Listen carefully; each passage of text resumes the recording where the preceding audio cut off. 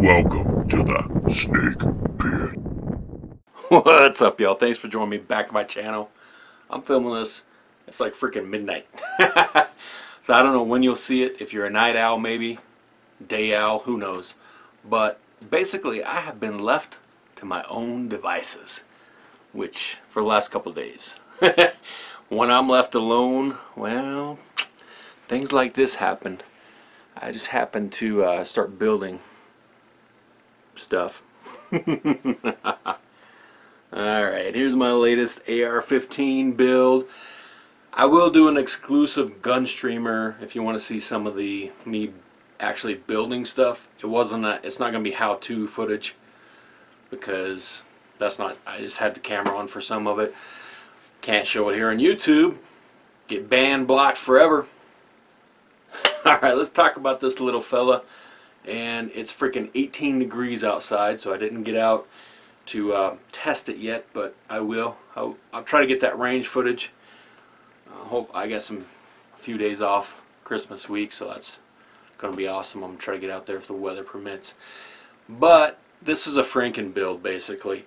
So if you're like me and you got that box of parts sitting around you've been collecting for 5 to 10 years, various parts. You either buy parts and you don't use them, or you take parts off and you put them in I got a freaking bin sitting on the floor over here full of AR parts. So that's what this was. And some reuse, like of the lower and things like that. Let's just go over the parts before I get too crazy. Alright, so right here we have a compensator from Strike Industries. This is their King Comp. I just like the way it looks. I have no idea how well it will operate. We will see. I'm thinking it's just going to be a flamethrower type of deal. Who knows?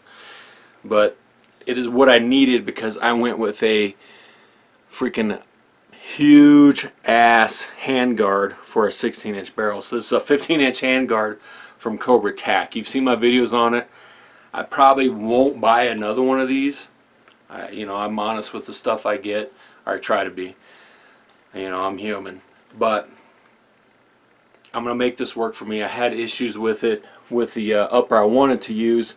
The alignment was way off. This one is a little bit better. It does have a gap in there, which is fine once I actually torque the nut and actually the rod for the dust cover prevents it from going back any further. So it does have a little bit of gap, but it's not exactly in plane with the rail on the upper.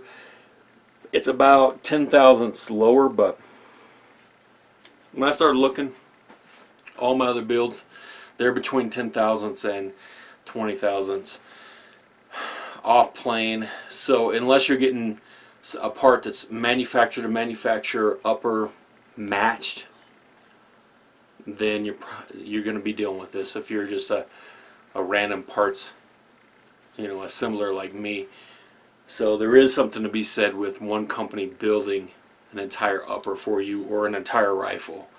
So that's why you're going to pay that premium to get everything perfectly matched up. The barrel is Radical Firearms. What was this? 1-7 twist, 5.56. It is broke in. It was from a previous build. If you saw that video I did where that freaking elf on the shelf disassembled my Erica build, yeah, that's where the donor parts came from for this. So the barrel is one of those donor parts. Also the gas tube. I want to say the gas. I don't even remember where the gas tube's from. It's just a gas tube, but it was from that. Now the gas block is from Cobra Tac. Let's see if I can. Come on. Let's see if I can get you in there and see. There we go. There we go. You see that? Oh, that makes me happy. Yeah, there's a Cobra. There's a freaking Cobra stenciled on the front of that gas block. Yeah, that's why I was drawn into the Cobra Tac. It's out of Florida. I don't know if I may or may not order parts from them again. I'm pretty sure this rail is made in to China or some crap. But yeah, it's one of those places. I don't know. I do like that they got me with their branding. I'll say that I fell for that. But it's a low profile gas block. It's got the air flowing through it when I checked, did my little bench check. We'll see how it performs. It's not adjustable or anything like that. It's a cheapie. But it was low profile, and it said on their website that it fit under this narrow, what they're calling a 3-gun, you know, Cobra tack handguard. Like Pops Quest said, he would not use this on any 3-gun in a competition. I wouldn't either. This is not a 3-gun competition rifle. This was just a Franken rifle. So I kind of fell for that online, the price of it and things like that. I'm going to get use out of it. We'll just leave it at that and move on. The vid's already too long. The upper I went with is Spikes Tactical. It's a blemish that has been sitting in my drawer forever. I'm actually glad that it's going to be in use and actually live. You know, when you assemble a rifle, this is, you know, you bring it to life. And this tool here needs to be, you know, used properly. I'll say that. So it's a blemish, so it doesn't have, I know my lighting's kind of crappy, it's a struggle down here. It's a struggle down here in the snake pit. But you can see it doesn't have any T-marks. The Cobra Tack handguard does. It's not gonna bother me too much. No T-marks there. It just fit the best with this handguard, and now it has life. The lower here is an Anderson manufacturing lower, pretty cheap. Like I said, this is a reuse part, Franken part. So, and that, according to the ATF, is the firearm. So there it is. I did swap the trigger out, and if I haven't, did I say this already? Yeah, I did. Check out Gunstreamer if you want to see. I think I did footage of me swapping this trigger assembly out. I don't remember, but this is a PSA enhanced trigger group,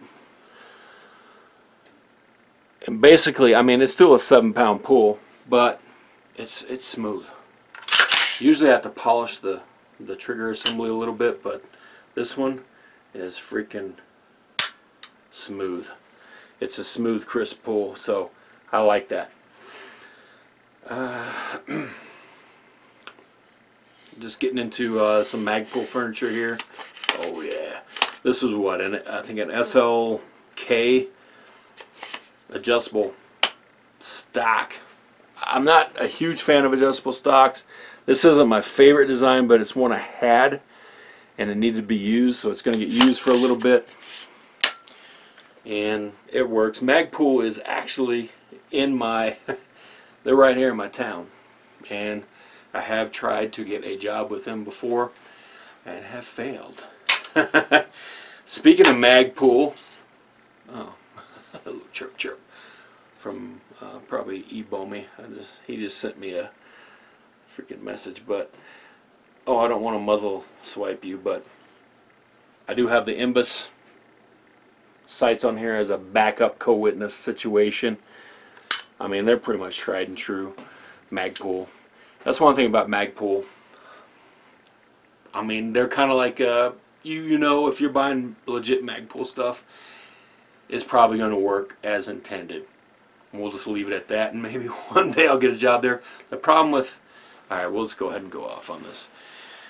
The problem with Magpul, so they moved up from Colorado to here to Wyoming, which was friggin' awesome, but they don't actually hire, the majority of their employees are not employed by Magpul. They actually use one of these temp hire agencies that kind of is geared towards industrial type jobs. So, and they do run more than one shift, so when things drop off in sales, they can just cut. They can cut whole shifts if they want, and you're done. I mean, you don't have any benefits type of thing anyway, because you're working for this temporary agency. So, you know, the job I tried to get, well, was looking for, was not available. I guess I was shooting too high, trying to work actually for Magpul in a management situation. I mean, I wound up in a higher paying job anyway, but it's still, I'm the sole source of income for my family. I would still like to get a part-time job at Magpul. If I'm going to do it, it's going to be through a temp hiring agency apparently, and I'll be an assembler. And I can assemble. I keep hitting this. That's crazy. I keep hitting that. I can assemble stuff, obviously. I can. So I have the aptitude to be on the line. It's whether or not the hours and the pay would match up, because I don't need benefits, so that's actually one thing. So I should check into it again, because it's been about a year since I tried. Alright, moving on from Magpul. How about that rabbit hole? Where do we leave off? Buffer tube. Hell, I don't remember where I got it from. I did stake. It's reused, but I did go ahead and, not that anyone freaking cares, or it's going to show up on the lighting, but I did stake the castle nut. I do have one of those auto punch tools, and I haven't really staked castle nuts before. I went ahead and did that one just for funsies. So there it is. It's staked. What is this? Freaking, I think it's Scorpion ATI grip there, hand grip, pistol grip, whatever the hell you call it. Some people don't like these because they're so freaking bulky, but this is cushion. This cushion I freaking love. I love. I do have a little bit of nerve damage in the hands from my neck injury. I have an artificial disc in the neck. Not that you need to know that bull crap. But then it has this excellent texturing up front. I mean, just extreme texturing. I love it. So these are really comfortable for me. It's probably my favorite grip. You get the best of both worlds there. I love it. A little bit bulky, but I actually like them. So the inserts, you can get inserts. Now this one I bought a couple years ago. It's been sitting in the bin, so I'm using it. It has the black inserts. You can get red inserts, blue inserts, at least at the time when I bought them. I don't know if they still sell these. Inside here we do have a Palmetto State enhanced trigger group. Enhanced trigger. If you don't know what that looks like, we'll just show you. There it is. A little bit different there on the hammer. And it also, what I really like is it is smooth. It's still about a 7-pound pull, but it is freaking, I mean, it's smooth. I mean, for what it is, for a 7-pound pull, it's smooth. That's all I'm going to say. What is this? This charging handle was a Delta Tactical Special. So, you know, it is ambi dextrous type, and it works. It's okay. It's not super like thick or nothing like that, so it does have some wear marks on it. You can see, maybe. So right now I do have a 4.5 ounce buffer in there. I do have like the standard carbine buffer, which is what, 2.8 ounces. I have an extra Spikes T2, which is, I think, 4. Someone correct me if I'm wrong. So that's the thing with buffers. If this thing, I went ahead and put the heavier one in there. This is a carbine length gas block, which is not my favorite. These are hard. This is usually a hard hitter. So I went ahead and put that in there. Usually when I do that setup, it runs pretty good, but I always have those as spares from previous stuff. You know, a lot of people will start with the lighter buffer and move up from there until this thing just won't lock back. And to get that smoothest recoil you can, I'm going to start with that one. I'm going to take those to range with me and swap out those buffers if I'm having problems. Now the bolt carrier group is actually SAA, Surplus Ammo and Arms. I still love that company from years back. They got me kind of started in building my first build. So, I mean, I'm a little bit of a loyal person. I don't buy a lot from them nowadays. They are a little bit more expensive unless you catch stuff on sales. I did buy make a purchase from them, very small, because I had damaged a bolt. So I caught one on sale there, so that's why I put the old hat on. Anyway, that bolt, I did headspace check it. It was the bolt originally with this barrel, but since I reassembled it, I went ahead and did the headspace check. We're still golden, good to go, so that's why the shout out to that company. Alright, did I forget anything? Oh, right now for the optics, I just have a Spark AR from Vortex up top. I have it back a little bit further than I did on my last setup, because I'm really striving for the extreme co-witness where it just matches my eye. You need to match things up to your eye. People will tell me, I've had this be told me on several vids back, oh, you need to have this so far back, you need to have this so far up, and whatever. You don't know what my eyes are focusing on. Set it up to yourself. I may like to run my stock here. You may like to run your stock out here most of the time, you know, or whatever. Set it up for yourself. That's the key. And with this handguard, I actually can reach out and do that reach out thing. I'm normally up here or back here. That's just the way I am, but I can reach out and actually control this a little bit more with that longer handguard, so it's kind of cool. We'll try that out. The little finger guard here is it's just an Amazon. It's some type of metal. I would not ever buy this again because it scared the crap out of me trying to hammer this guy in with the roll pin they sent. I don't want to break any ears, but we got it done and it actually looks good on there.